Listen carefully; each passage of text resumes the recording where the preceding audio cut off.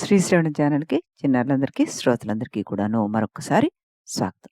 ఈరోజు మనం 20వ శ్లోకానికొచ్చేసాం. కుమారి శ్రావణి పాడిన శ్లోకాన్ని ముందుగా వినేసి, ఆ తర్వాత ప్రతిపదార్థ తాత్పర్యాలను తెలుసుకున్న తర్వాత, తెలుగు పద్యాన్ని కూడా ఆస్వాదించి, మనం విశ్లేషణలోకి వెళ్దాము. ముందుగా శ్రావణి ఆలపించిన శ్లోకం. किरन्तीमङ्गेभ्यः किरणनिकुरुम्बामृतरसम् हृदि त्वामाधत्ते हिमकरशिलामूर्तिमिव यः ससर्पाणादर्पं समयति शकुन्ताधिप इव ज्वरप्लुष्टादृष्ट्या सुखयति सुधाधारशिरया. ఆరభిలో చాలా చక్కగా ఆలపించింది మన కోసం కుమారి లక్ష్మీ శ్రావణి. అమ్మాయికి అనేక ఆశీస్సులు తెలుపుతూ మనం ప్రతిపదార్థంలోకి వెళ్తాం. ఓ జగన్మాత, ఓ పరమేశ్వరి, యహ ఎవడు త్వాం నిన్ను అంగేభ్యః శరీర అవయవముల నుండి ప్రసరించుచున్న కిరణ కాంతుల యొక్క నికురంబ సమూహము వలన కలిగిన అమృతరసమును కిరంతీం వెదజల్లుతున్న హిమకరశిల చంద్రకాంత శిలతో చేసిన మూర్తిం రూపు దాల్చిన దాని ఇవ వలె హృదయములో ఆధత్తే ధ్యానించునో సహ వాడు శకుంత పక్షులకు అధిపహ నాయకుడైన ఇక్కడ గరుత్మంతుడి వలె అని చెప్పుకోవాలన్నమాట. సర్పాణం పాముల యొక్క దర్పం గర్వాన్ని శమయతి శాంతింపచేస్తున్నాడు. సుధా అమృతము యొక్క ధార కలిగిన శిరయ సుషుమ్న నాడిచే దృష్ట్వా చూసి జ్వరముచే ప్లుష్టాన్ బాధపడుచున్న వారిని సుఖయతి సుఖపెడుతున్నాడు అంటున్నారు. ఇప్పుడు తాత్పర్యం భావం చూస్తే మనకి ఏమిటొస్తుంది? పరమేశ్వరి, నీ దివ్యమైన అవయవాల నుండి ప్రసరిస్తున్న కిరణాల చేత అమృత రసాన్ని వెదజల్లుతున్న నీ స్వరూపము చంద్రకళాశిల వంటిది. అటువంటి నీ రూపమును ఎవరు హృదయంలో ధ్యానించారో వారు పక్షిరాజైన గరుత్మంతుని వలె సర్పముల విషబాధలను హరించుచున్నారు. ఇంకా వారు అమృతానికి నిలయమైన సుషుమ్న నాడి వంటి తమ చూపులతోనే జ్వరముచే బాధపడుతున్న వారి తాపాన్ని కూడాను శమింపచేయగలుగుతున్నారు, వారికి సుఖాన్ని ప్రసాదిస్తున్నారు అంటూ ఇందులో దీని తాత్పర్యం. ఇప్పుడు మనం తెలుగులో కూడాను పద్యాన్ని వినేద్దాం. కిరణ సుధార సంబునొలికించెడు నంగములున్న సుధాకరమణి మూర్తిగా నెదనుగాంచినవాడు భుజంగ దర్పమౌ గరళమడంచగల్గును ఖగ ప్రభువట్లు మరిన్ విషజ్వరోద్ధురులను జూపుతోనే సుఖధుర్యుల చేయుగదే సుధామయీ.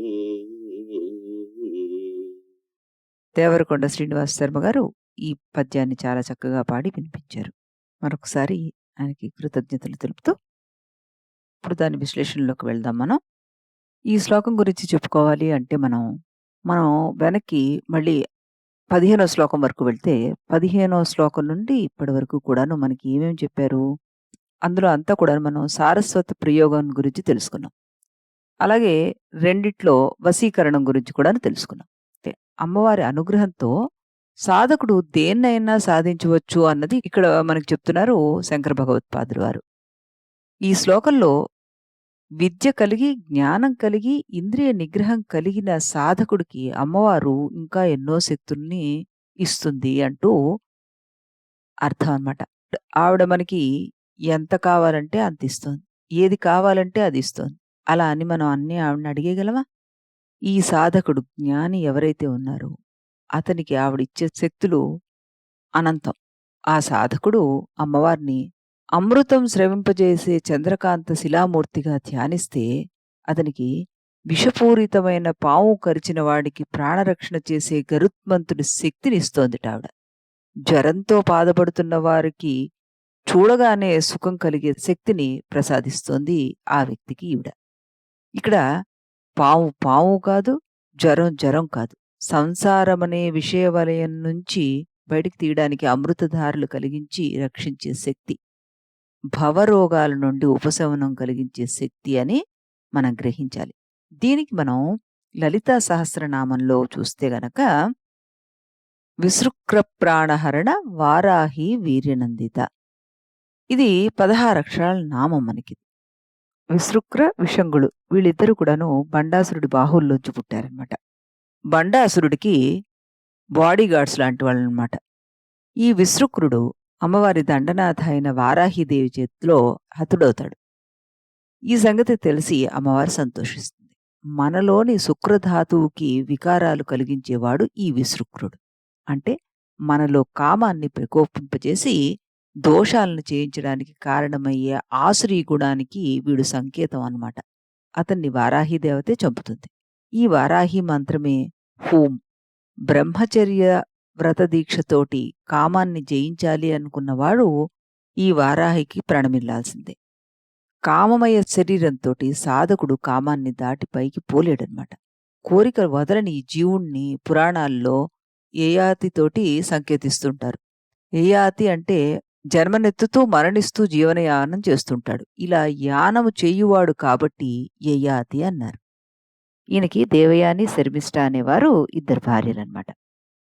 దేవయాని దేవయాన మార్గానికి అంటే ఊర్ధ్వ మార్గానికి అంటే బ్రహ్మచర్య వ్రతానికి, శర్మిష్ఠ పితృయాన మార్గానికి అంటే అధో మార్గానికి అంటే గృహస్థాశ్రమానికి అని సంకేతాలు. ఇక్కడ అధో మార్గం అంటే గృహస్థాశ్రమాన్ని చిన్న చేసేయడం అని కాదు. ఈ శర్మిష్ఠ ద్వారానే యయాతి యదువుగా పుట్టాడనమాట. అలాగే శుక్రం వలన పునర్జన్మ కలగడానికి సంబంధించిన విద్యనే మృత సంజీవిని విద్య అని కూడా చెప్తుంటారు. ఈ మృత సంజీవిని విద్య శుక్రాచార్యుడికి తెలిసింది. శుక్రుడు జీవసృష్టి ప్రణాళికకు దోహదపడేవాడైతే విసృక్రుడు శుక్రానికి వికార గుణాలను కలుగజేసి అహంకార వ్యభిచారాది గుణాలకు ప్రేరకుడవుతున్నాడు. ఇక్కడ వ్యభిచారము అంటే మనం ఏదో అదేదో వాడకూడని పదము అని కాదు. ఇక్కడ చపలత్వం చూపిస్తుంది. అంటే మనం వాళ్ళకి ఒక స్థిరత్వం ఉండదు. సంస్కృతంలో అయితే దీన్ని చరధాతువుతోటే సూచిస్తారు. అంటే చెరిస్తూ ఉంటుంది. అంటే స్థిరత్వం లేకుండా ఉండడం అని ఒక మాటలో చెప్పుకోవచ్చు. డీవియేషన్ అంటాం కదా మనం. విచలమైన మనస్సు కలిగిన వాడు అని అంటాం కదా, ఆ రకమైనది అని చెప్పుకోవాలన్నమాట దీన్ని. అంటే సన్మార్గాన్ని వదిలిపెట్టి కుమార్గంలోకి వెళ్ళడం, మనం అతిక్రమించడం, ఉల్లంఘించడం, ఇలాంటివన్నీ మనం ఇక్కడ వ్యభిచార అన్న పదానికి అర్థం కింద చెప్పుకుంటే ఇప్పుడు మనకు స్పష్టత చాలా బాగా వస్తుందన్నమాట. ఈ వ్యభిచార గుణాన్ని చంపాలి అంటే దండనాథ అయిన వారాహి దేవత వల్లే జరుగుతుంది. ఇక్కడ దండనాథ పదంలో దండ అంటే మనలో యోగదండము, బ్రహ్మదండము, మేరుదండము మొదలైన పేర్లతో పిలువబడే వెన్నుముక ఉంది కదా, అది అర్థం. ఈ శుక్రాన్ని అధో మార్గం పట్టించకుండా వెన్నుముక వెంబడి ఉండే షట్చక్ర కుండలిని యోగ మార్గం ద్వారా ఊర్ధ్వగతిని పట్టించినప్పుడు ఈ విసృక్రునికి అంతం జరుగుతుంది. ఇది ఈ మంత్ర రహస్యార్థం. ఈ నామంలో వీర్యం అనే పదానికి శుక్రము, తేజస్సు అనే అర్థాలున్నాయి. స్థూల రూపంలో ఉంటే ఈ ధాతువు శుక్రాన్ని తెలియజేస్తుంది. అదే ధాతువు సూక్ష్మ రూపంలో గనక మనం చెప్పుకుంటే తేజస్సుని తెలియజేస్తుంది. ఈ నామంలో వారాహి వీరనందిత అన్నారు. వారాహి బలనందిత అని గాని, వారాహి శక్తి నందిత అని గాని ఇలాంటివి ఏ పదాలు ఉపయోగించుకోలేదు. వీర్యము అంటే శుక్రం, శుక్రం అంటే తేజస్సు. శుక్ర సంబంధ రుగ్మతలు లేదా రోగాలకు కారకుడైన విసృకుణ్ణి చంపడానికి శుక్ర సంబంధమైన విశేషణమైన వీర్యపదంతోటి వారాహీదేవి పరాక్రమాన్ని చెప్పడానికి సమంజసం.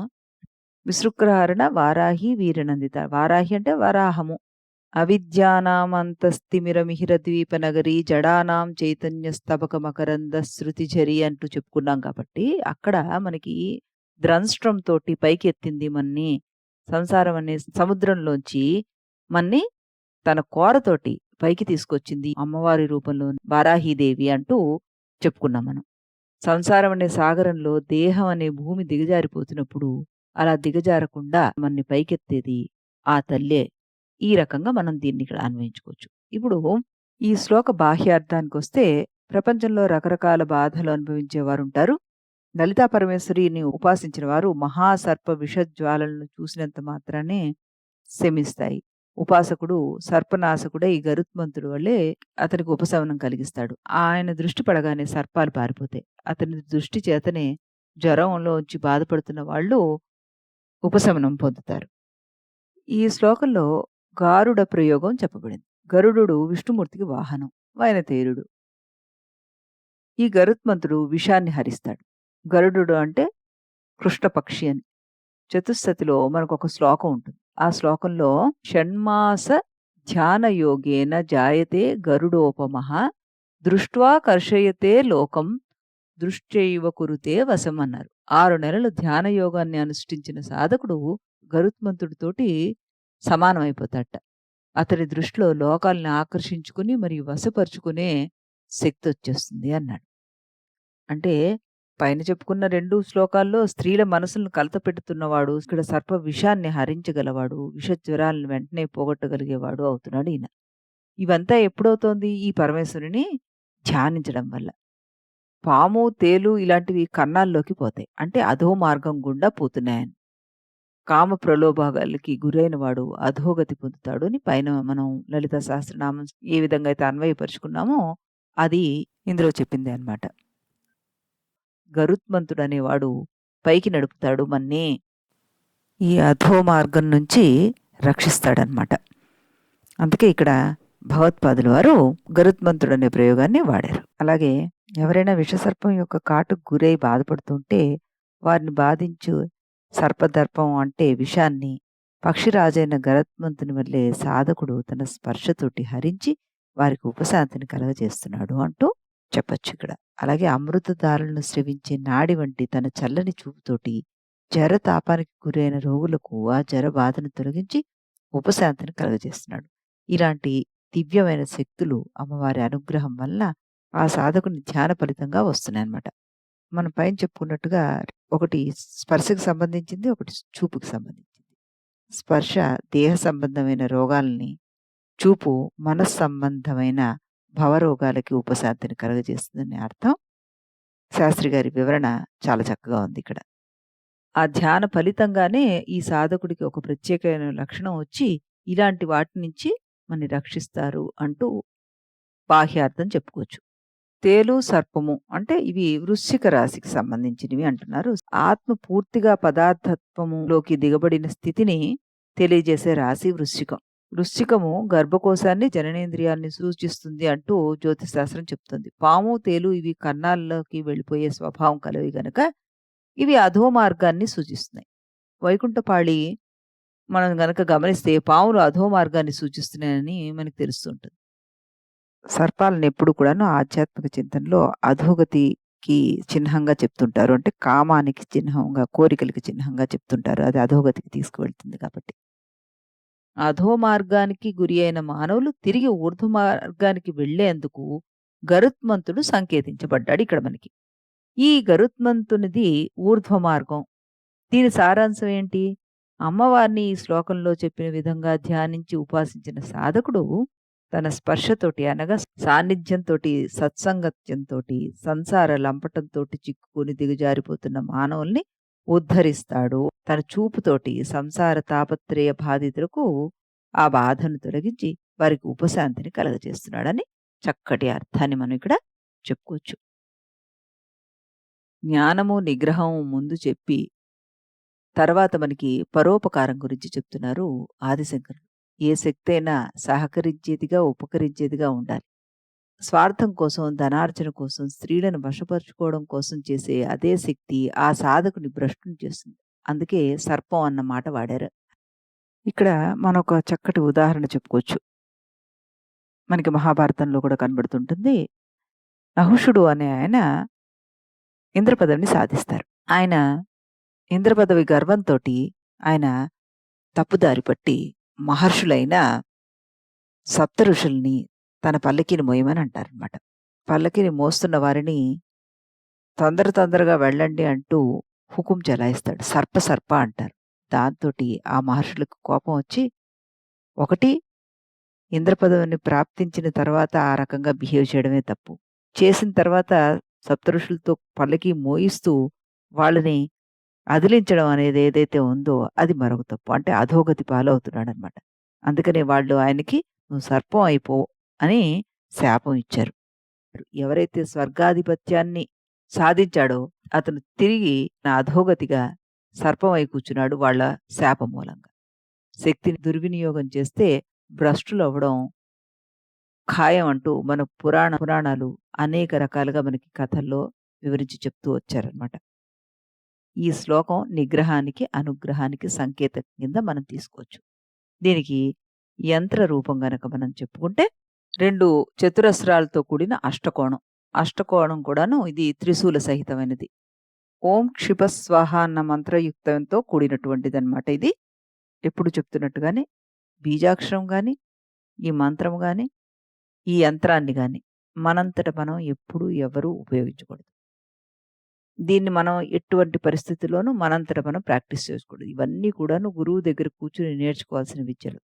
వాళ్ళే మన్ని ఒక్కొక్క మెట్టు పైకెక్కిస్తారు. ఇందులో మనం నేర్చుకోవాల్సిందేంటంటే, మన ద్వారా పరోపకారం జరగాలన్నది ఒకటి, శక్తిని దుర్వినియోగం చేసుకొని భ్రష్టులు అవ్వకూడదు అన్నది, నిగ్రహానికి, అనుగ్రహానికి అమ్మవారిని ఆరాధించడం తప్పితే మరొక మార్గం లేదు అన్నది కూడాను ఇందులో మనం స్పష్టంగా తెలుసుకున్నాం.